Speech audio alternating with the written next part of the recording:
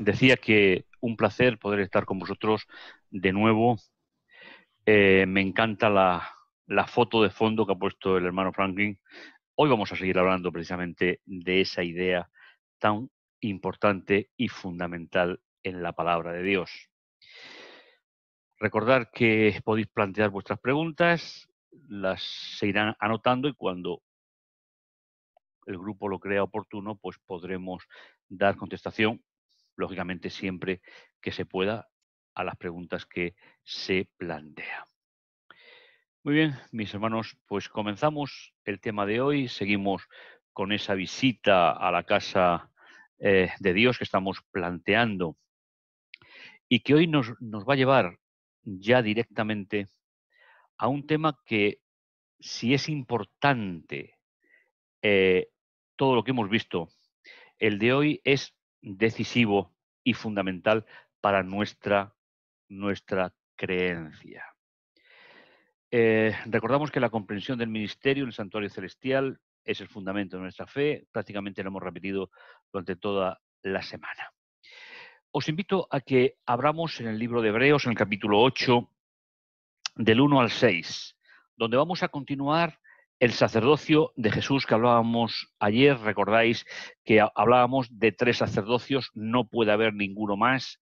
Melquisedec en la época de Abraham, el Levítico desde el Sinaí hasta la venida de Jesús, y Jesús como el único posible sumo sacerdote y sacerdote en la actualidad. Aunque hayan grupos que tienen sacerdotes humanos, no están dentro del plan de Dios, sino que tienen otras circunstancias que el Señor sabrá qué es lo que hace con ello en algún momento. Muy bien. Ahora bien, dice el 8.1. El punto principal de lo que venimos diciendo, es decir, el punto principal es lo que se ha dicho en el capítulo 7, es que tenemos tal sumo sacerdote que se sentó a la diestra del trono de la majestad en los cielos. Ministro del santuario y de verdadero tabernáculo que levantó el Señor y no el hombre. Fijaos, yo quiero resaltar la idea que se sentó. Es decir, la idea que nos está dando el texto es que una vez que terminó la función en la tierra como Cordero de Dios, muere, resucita y vuelve a los atrios celestiales, significa que su función terminó completamente en la tierra en cuanto a la función de Cordero de Dios. Y es ministro, es oficiante, es como queráis llamarle, del santuario y del verdadero tabernáculo que levantó el Señor y no el hombre. Y nos recuerda, el apóstol emplea una pedagogía muy propia de la época y muy importante, que es la de repetir. Todos los profesores que damos clases sabemos que cuando las cosas se repiten, el alumno las capta mucho mejor. Pues el apóstol Pablo está haciendo exactamente lo mismo. Porque todo sumo sacerdote es constituido para presentar ofrendas y sacrificios. Por lo cual es necesario que también y se refiere al sumo sacerdote del versículo 1, haya tenido algo que ofrecer.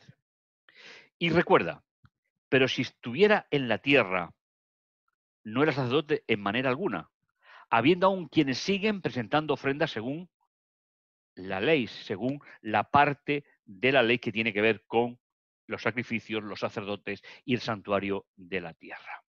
Los que han sido advertidos a Moisés cuando estaba por terminar el tabernáculo, mira, le dice, haz todas las cosas según el plano de arquitecto que te fue mostrado en el monte. Éxodo 25, 8 y 9, que es uno de los textos fundamentales de esta semana. Pero ahora ha obtenido un ministerio aún superior, porque también es mediador de una mejor alianza, la cual está basada sobre mejores promesas. En el capítulo 8 se nos presenta la idea, para mí, extraordinaria, de que Jesús, o mejor dicho, en el libro de Hebreos no es tanto Jesús como el Hijo de Dios encarnado. Jesús ha obtenido un ministerio superior. ¿Por qué? Porque está basado sobre mejores promesas. Y esto no hay que olvidarlo, porque Jesús se convierte en el mediador de una mejor alianza. El resto del capítulo 8 nos explica el cambio de la alianza, pero nosotros vamos a continuar un poquito en camino en el libro porque creo que es importante. Si en el capítulo 7 hablábamos del sacerdocio, en el capítulo 8 acabamos de hablar de la alianza, en el capítulo 9 hemos hablado de la diferencia entre el santuario en la tierra y el santuario en el cielo. El capítulo 10 está dedicado al sacrificio. Y dice, y todo sacerdote en verdad está en pie día tras día ministrando, ofreciendo repetidamente los mismos sacrificios que nunca pueden quitar los pecados. Este, habiendo ofrecido un solo sacrificio para siempre, por los pecados, se sentó a la diestra de Dios. De nuevo, el apóstol vuelve a esta idea que a mí me parece muy sugerente. Todos los sacerdotes estaban en pie ministrando delante del altar del sacrificio, pero Jesús, pero el Hijo de Dios, habiendo ofrecido un solo sacrificio, sin repetición, habiendo ofrecido un solo sacrificio para siempre por los pecados, se sentó a la diestra de Dios. Nunca más se levantará para ofrecer un sacrificio. El sacrificio de Jesús fue uno y para siempre. Y no hay posibilidad de que sea de otra manera. Nosotros creemos y pensamos que el sacrificio único de Jesús, realizado en el año 31 aquí en la tierra, es el más perfecto, el único que es capaz de salvar verdaderamente al ser humano, porque los anteriores, como ya hemos dicho, eran una parábola. Hebreos 9:9 eran una parábola que nos mostraba el verdadero ministerio de Jesús en favor nuestro. Mis hermanos, no hay otra forma en la Biblia, no hay otra forma de presentar el sacrificio de Jesús. Jesús no necesita realizar otro y nosotros no necesitamos que Jesús nada más que una idea que me parece fundamental, que es precisamente que con un solo sacrificio llevó a la perfección a todos los santificados. Continuamos esta idea, como os decía, me resulta muy, muy, muy interesante para la reflexión en el día de hoy. Y sigue diciendo en el capítulo 10 del siglo XV, y nos testifica también el Espíritu Santo. Es decir, lo que va a decir a continuación el apóstol solamente se puede entender si el Espíritu Santo trabaja en la vida del ser humano. Y nos testifica también el Espíritu Santo. Porque después de haber dicho, esta es la alianza que haré con ellos, después de aquellos días, dice el Señor, dando mis leyes en sus corazones y en sus mentes las escribiré. Y añade, y ya nunca más me acordaré de sus pecados y de sus iniquidades. Sabéis, hermanos, para nosotros es un verdadero privilegio que una vez que hemos pedido perdón por nuestros pecados, que una vez que somos conscientes de que nos hemos equivocado, permitirme decirlo de esta manera, Dios tiene muy mala memoria para el pecado del hombre. Dios nunca se acordará más de los pecados que han sido introducidos dentro del santuario, primero a través del continuo y después en el día de las expiaciones. Nunca más se acorda de los pecados que hemos cometido. El versículo 17 a mí me parece espectacular, un versículo importantísimo, como un añadido. Y ya nunca más me acordaré de sus pecados y sus iniquidades. Dejarme, mis hermanos, pararme un momentito. Sé que esto necesitaría más explicación, pero por lo menos para que podamos en algún momento, si hay preguntas, podamos responderlas. ¿Qué significa en este contexto? Dentro del capítulo del 7 hasta el 10 de Hebreos. Dando mis leyes en sus corazones y en sus mentes las escribiré. Hermanos, si estuviésemos acostumbrados a leer los textos en su conjunto y en su contexto, nos daríamos cuenta que la palabra ley aquí, que está en plural, se refiere a toda la obra del santuario y el funcionamiento del santuario. Es decir, solamente podremos, mis hermanos, entender el funcionamiento del santuario celestial si el Espíritu Santo nos graba, nos pone, nos da en nuestro corazón el significado. Es muy sencillo, porque no lo vemos, porque no estamos todavía ante la presencia de Jesús, entrando y saliendo del santuario en el cielo, como lo hacían los sacerdotes en la primera alianza. Por lo tanto, el Señor se compromete a que las leyes del funcionamiento de ese santuario, es decir, cómo funciona el santuario celestial, ponerlas en nuestros corazones y ponerlas en nuestra mente. Esa es una obra, mis hermanos, que solamente puede estar hecha por el Espíritu Santo, como nos dice aquí el texto. Por tanto, la palabra ley, leyes aquí, se refiere a toda la obra del santuario celestial. Por eso decíamos al principio, a través de la cita que hemos leído todos los días, que es el fundamento de nuestra fe, la comprensión del ministerio de Jesús en el santuario del cielo. Versículo 18.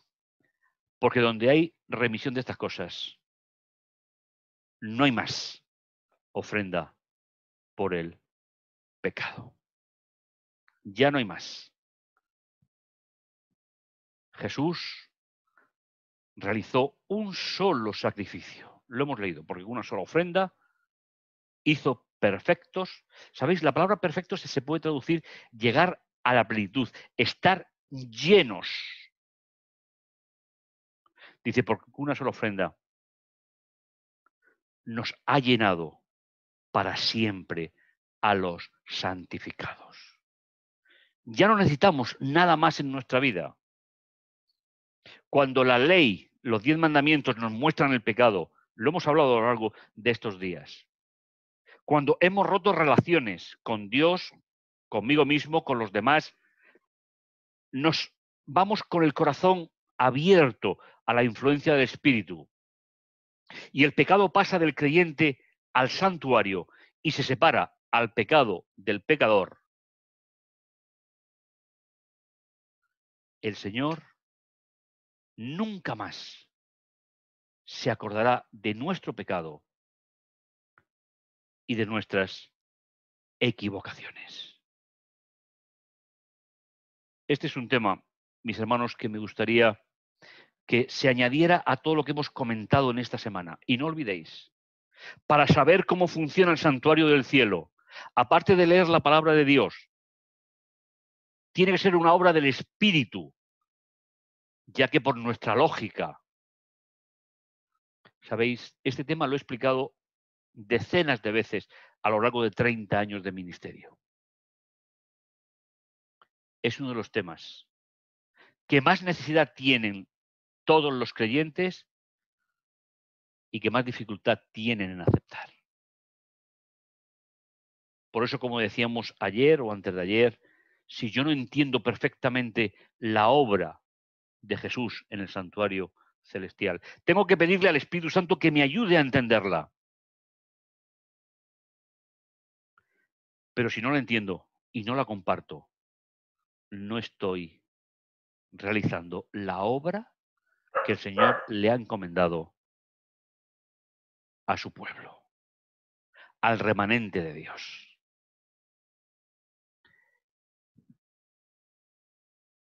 ¿Qué certeza tenemos, mis hermanos, de que Jesús está ya en el santuario celestial?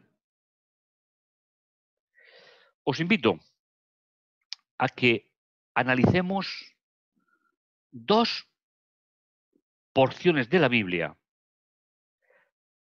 que me parecen espectaculares y Apocalipsis 1 del 9 hasta el 20. Pero antes me gustaría mostraros esta imagen que tenéis aquí, porque hay una particularidad.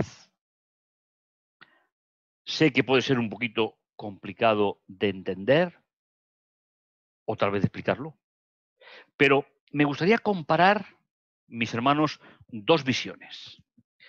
Daniel 10 del 5 al 6 y Apocalipsis, como hemos leído, del 9 en adelante. Os invito a que abráis vuestra Biblia en el capítulo 10 de Daniel, porque ahí tenemos una variante preciosa que me gustaría, como os digo, comentar con vosotros. Dice el capítulo 10 de Daniel, versículo 4, el día 24 del primer mes estaba yo a la orilla del gran río Gidequel. Es decir, el río que separaba la ciudad del imperio del resto. Era una frontera natural para preservar la vida de la nobleza, la vida del rey. Dice, alzando mis ojos miré y he aquí uno vestido de lino blanco, ceñido sus lomos de oro de Ufaz, es decir, de oro purificado en fuego. Su cuerpo era como un crisólito, su rostro como un relámpago, sus ojos como antorchas de fuego, sus brazos y pies tenían el brillo del bronce incandescente, y el sonido de sus palabras era como el estruendo de una multitud.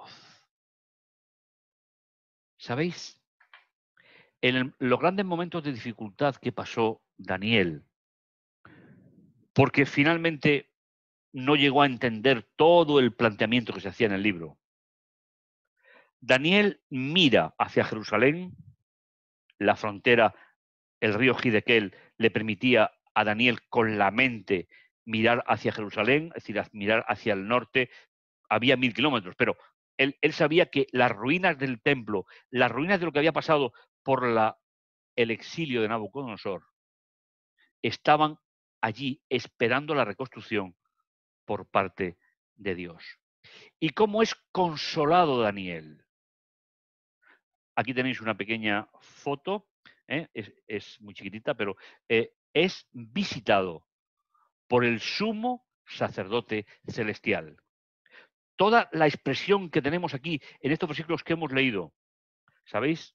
Está escrito en superlativo, en el mismo sentido que cuando nosotros decimos que en español es superlativo.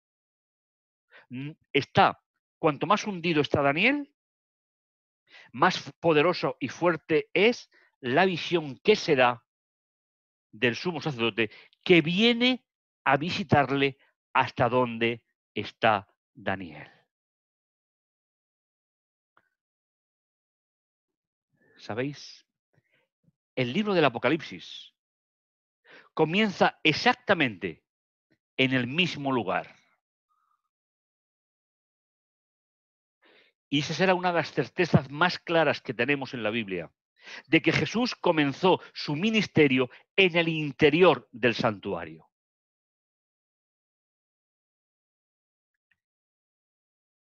Y vais a ver una diferencia fundamental. Recordad, Daniel estaba junto al río, mirando hacia Jerusalén, y es visitado por el sumo sacerdote celestial. Vayamos al libro del Apocalipsis, donde vamos a tener la certeza ya de que Jesús está en el santuario celestial, ya trabajando y obrando por cada uno de nosotros. Permitidme, mis hermanos, permitidme poder contextualizar, poder situar convenientemente esta visión. Y si estamos atentos, vamos a ver una diferencia fundamental. Diferencia que va a servir para entender plenamente el valor del comienzo del ministerio de Jesús en el santuario del cielo. Ya hemos hablado que no es hecho por mano de hombre, que no es de esta creación, que es el lugar donde Jesús, cuando ascendió, está ministrando por nosotros en dos fases, como sacerdote y como sumo sacerdote. Fijaos lo que dice el libro del Apocalipsis. Dice Juan, capítulo 1 de Apocalipsis, versículo 4, a las 7 iglesias que están en Asia, gracia y paz a vosotros, del que es, que era y viene. ¿Sabéis? Nosotros hubiésemos escrito el que es, el que era y el que será. Sin embargo, Juan quiere resaltar la idea, el que es, el que era y el que vuelve, para situarnos precisamente. Sabemos por la vida que el que vuelve, ¿quién es? El que vuelve es Jesús, ya no como un niño indefenso, sino como Rey de Reyes y Señor de Señores. Y sigue diciendo, y de los 7 espíritus que están ante el trono, y de Jesús el Mesías, el testigo, el fiel, el primogénito de los muertos y el soberano de los reyes de la tierra, al que nos ama y nos liberó de nuestros pecados con su sangre. ¿Veis? Nos liberó, está en pasado, porque hayamos vivido la época que hayamos vivido. El sacrificio de Jesús sirve de forma definitiva para cuando yo en mi época, en mi vida diaria, pido perdón por los pecados, al ser un solo sacrificio y no repetir ese sacrificio, tiene el valor eterno de salvación. Y esta idea va a ser precisamente el mensaje de todo el Apocalipsis. Jesús viene pronto. Y sigue diciendo, y nos hizo un reino de sacerdotes para su Dios y Padre, a Él sea la gloria, la soberanía. Versículo 9. Y ahora, mis hermanos, es donde me gustaría que pudiésemos reflexionar y encontrar cuál es la diferencia entre la visión del sumo sacerdote en Daniel y la visión del sumo sacerdote en Apocalipsis. Hay una idea fundamental, aunque la descripción sea prácticamente la misma. Aquí tenéis la lista: túnica larga, vestido de lino, el cinturón, ojos de fuego, pies de bronce, voz estruenda, rostro como el sol, rostro como relámpago. Es decir, exceptuando diferentes pequeñas diferencias por el idioma, es exactamente lo mismo. Dice: yo, Juan, vuestro hermano, y partícipe con vosotros en la tribulación, en el reino y en la perseverancia de Jesús, estaba en la isla de Patmos por causa de la palabra de Dios y el testimonio de Jesús. Mis hermanos, tanto Daniel como Juan son dos profetas del exilio. El uno antes de Jesús, el otro después de Jesús. Y el único delito que Juan había cometido era ser fiel a la palabra de Dios, es decir, al Antiguo Testamento, que era la única Biblia que había en ese momento, y haber transmitido de forma oral lo que él había vivido con Jesús durante su ministerio en la tierra. Ese fue todo el delito que Juan había cometido. Dice, estando en espíritu, es decir, estando en visión, que sería exactamente la traducción más correcta, estando en visión en el día del Señor. Oí detrás de mí una gran voz como de trompeta. ¿Sabéis? Dios tiene muchísimo interés cuando habla, y lo vimos en el Sinaí, lo hemos visto en Daniel y ahora lo vemos en el Apocalipsis, que su voz sea una voz no solamente audible, sino que sea una voz con autoridad. Porque el ser humano necesita, mis hermanos, confiar en la autoridad de Dios, porque sin ella, ¿cuál es el destino de nuestra vida? Por eso el texto dice, y detrás de mí oí una gran voz como de trompeta. Y decía, escribe lo que ves en un rollo y envíalo a las 7 iglesias. Éfeso, Esmirna, Pérgamo, Tiatira, Sardis, Filadelfia, la Odisea. Es decir, lo que Juan escribió también es para nosotros que vivimos en el tiempo del final. No solo es un mensaje para aquella época.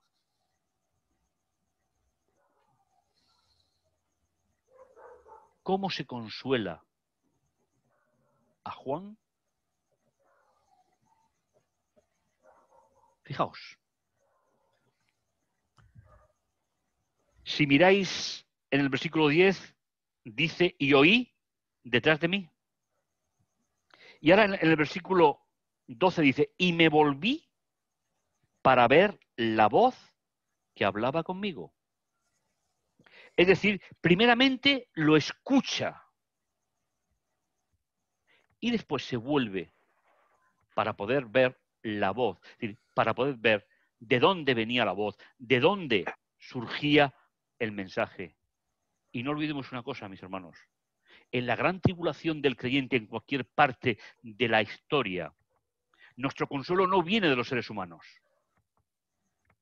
Nuestro consuelo viene del sumo sacerdote celestial. Así fue para Daniel y así ha sido a lo largo de toda la historia. A Willy le han hecho madrugar todas las... Dice, y me volví para ver que hablaba conmigo, y vuelto vi 7 candelabros de oro. Y en medio de los 7 candelabros de oro, fijaos, uno semejante al Hijo del Hombre. ¿Sabéis, mis hermanos? Jesús, entre todos los títulos que tenía, había 2 que le gustaban de manera especial. Hijo de Dios, Hijo de Hombre. ¿Cuándo utilizaba uno y cuándo utilizaba el otro? Utilizaba la expresión Hijo de Dios cuando representaba a Dios ante el ser humano. ¿Y cuándo utilizaba la expresión Hijo de Hombre? Cuando representa a la humanidad ante Dios. Esos 2 títulos son muy importantes en la comprensión de la encarnación de Jesús. Por lo tanto, el que viene a hablar con Juan es el representante de la humanidad ante el trono de Dios, el Hijo del Hombre. Que lo conocéis el libro de Daniel, sabéis que este título viene del capítulo 7 de Daniel. Pues bien, vestido como. Fijaos, si miráis las 2 columnas que tenéis ahí, dice vestido con una túnica ceñida a la altura del pecho con una faja de oro. Su cabeza y los cabellos eran blancos como lana, como la nieve, sus ojos como llama de fuego. Sus pies eran semejantes al bronce bruñido, como un horno encendido, y su voz como estruendo de muchas aguas. Mis hermanos, ¿cuál es la diferencia entre la visión de Daniel y la visión de Juan? Ya que el personaje es exactamente el mismo, representante de la humanidad ante el trono de Dios. ¿Sabéis cuál es la diferencia? Daniel es visitado por el sumo sacerdote celestial y Juan es llevado en visión adentro del santuario celestial. La razón es obvia.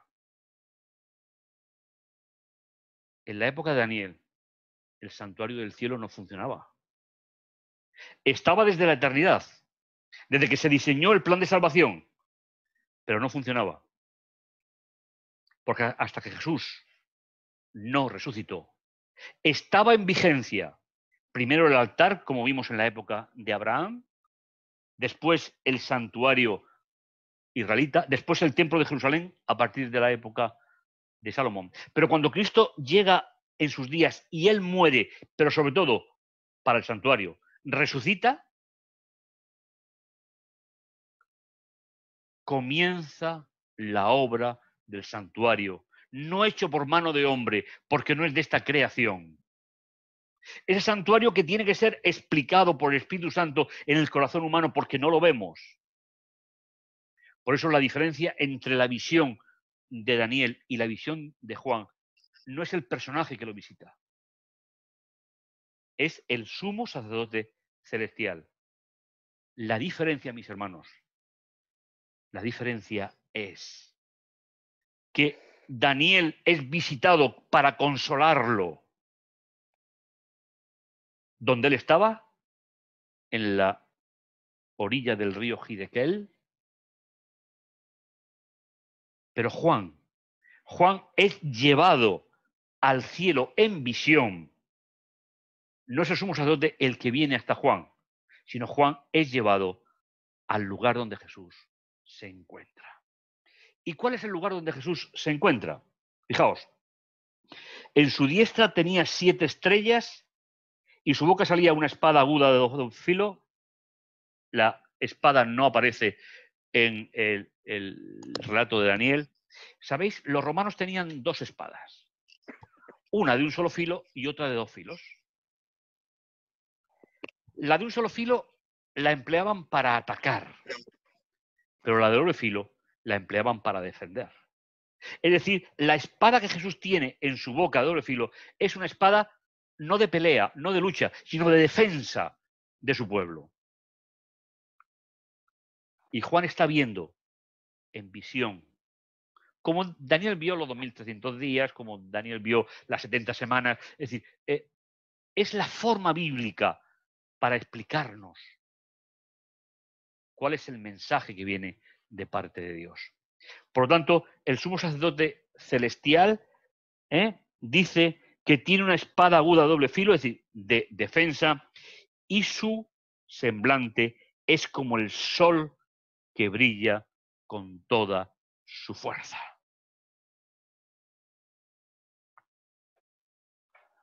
Cuando Juan ve esta escena, le pasa exactamente igual que le pasó a Daniel cuando la vio. Fijaos, si volvemos brevemente a Daniel 10, encontramos esta misma idea. Dice, versículo 7 del capítulo 10 de Daniel: yo solo, Daniel, vi aquella visión, no la vieron los hombres que estaban conmigo, porque un gran temor se apoderó de ellos y huyeron. Quedé pues yo solo y vi esta gran visión y no quedó fuerzas en mí. Antes mis fuerzas se cambiaron por abatimiento y no tuve vigor alguno. pero oí el sonido de sus palabras. ¿Veis? Igual que en Apocalipsis, pero al revés. En Apocalipsis primero oye y después ve.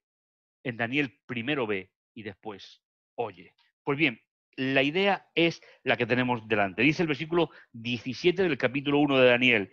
Cuando lo vi, caí como muerto a sus pies. Pero él me puso su mano derecha, la de las bendiciones, sobre mí diciendo, no temas. Es decir, cesa de temer, sería la traducción literal. Deja de tener miedo. Yo soy el primero, yo soy el último. Y fijaos cómo Jesús se presenta a Juan, un prisionero, un hombre que posiblemente no salió ya nunca de la isla de Patmos.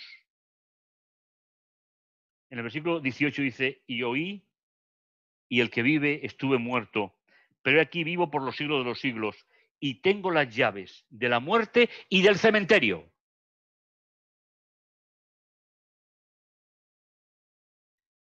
Escribe pues las cosas que has visto y las que son, y las que están a punto de suceder después de estas. Y ahora, mis hermanos, nos da la fase final de la visión. El misterio de las 7 estrellas que vistes en mi mano derecha y los 7 candelabros de oro es, las 7 estrellas son los 7 ángeles de las 7 iglesias y los 7 candelabros son los 7 iglesias. Es decir, Jesús protege a su iglesia desde el lugar santo, porque en el lugar santo estaba el candelabro de 7 brazos. Y sabéis, como lo sé yo, que ese candelabro se representa siempre la presencia permanente del Espíritu Santo en medio de su pueblo. Mis hermanos, el destino de la humanidad, el destino del pueblo de Dios, no está en manos de los hombres. El destino está en la obra de Jesús en el santuario celestial. Por eso seguimos creyendo que es el fundamento de nuestra fe. Mis hermanos, personalmente he pasado gran parte de mi vida visionando todas estas escenas. Y tal vez lo que estamos haciendo esta semana con vosotros, que como os he dicho, para mí es un verdadero privilegio y un placer, sirva también a este querido grupo para plantearse que la gran necesidad que tenemos es de estudiar la doctrina del santuario, para poder compartirla a toda nación, tribu, lengua y pueblo, como dice Apocalipsis capítulo 10 en su último versículo. Por eso, en esta madrugada para vosotros, yo os invito a que comparéis las dos visiones, a que veáis que la reacción tanto de Daniel como de Juan es la misma, pero que son visitados, uno en la tierra para consolarlo y otro es llevado al cielo, al interior del santuario, para que sepan que Dios resuelve los problemas del ser humano, de su pueblo, como hijo de Dios, como hijo del hombre, ahora desde su ascensión, desde el interior del santuario celestial. Esa sería, mis hermanos, en este día, mi ruego para vosotros. Solamente podremos estar confiados en el Señor si sabemos la obra que Jesús está realizando para cada uno de nosotros. Que el Señor os bendiga, que el Señor os guarde y todavía tenemos algún tema más que disfrutar de él en el próximo día.